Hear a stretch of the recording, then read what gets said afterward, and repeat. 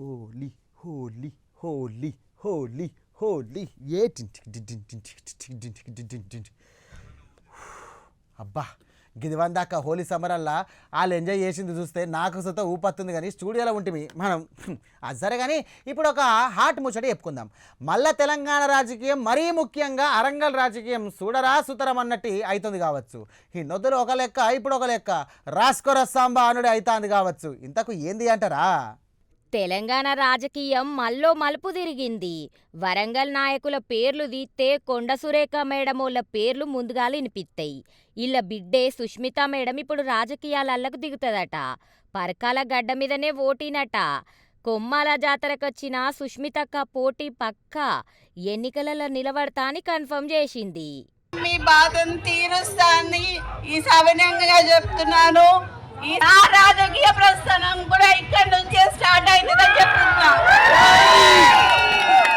నేను తప్పకుండా ఎమ్మెల్యేగా గెలిచి మీకు ఖచ్చితంగా సేవ చేసుకుంటా అని, నా జీవితం ప్రజాసేవ అని చెప్పడానికి ఏం సంశయిస్తలేను. తల్లిదండ్రి రాజకీయాల్లోకి ఎంట్రీ ఇచ్చింది కొమ్మాల జాతర కెంచే. బిడ్డ సుతం ఆడికెంచే చాలు చేస్తాందన్నట్టు. అందరు బాధలున్నారు కదా, మీ అందరి బాధలు తీరుస్తా అంటాంది అక్క. మేడం చిన్నప్పటి రోజులు సుతం యాదికి తీసుకుంది. వాళ్లకు చిన్నప్పుడు సాయం చేసినోళ్లను యాదికి చేసుకుంది అక్క.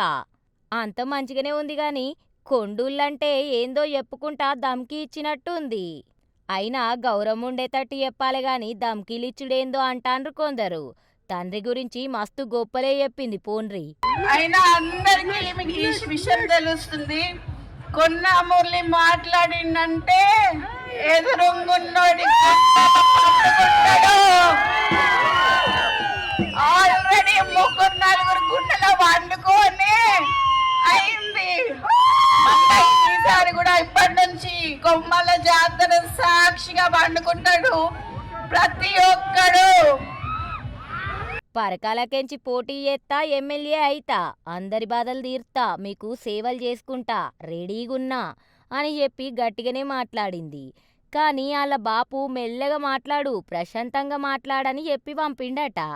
వామ్మో, చెప్తేనే గిట్లా మాట్లాడిందంటే చెప్పకపోతే మరెట్లుండేదో లెక్క అని నోటి మీద ఏలేసుకోవట్టే ముచ్చటిన జనాలు. కానీ మొన్న ఇంటి ముంగడ చూసి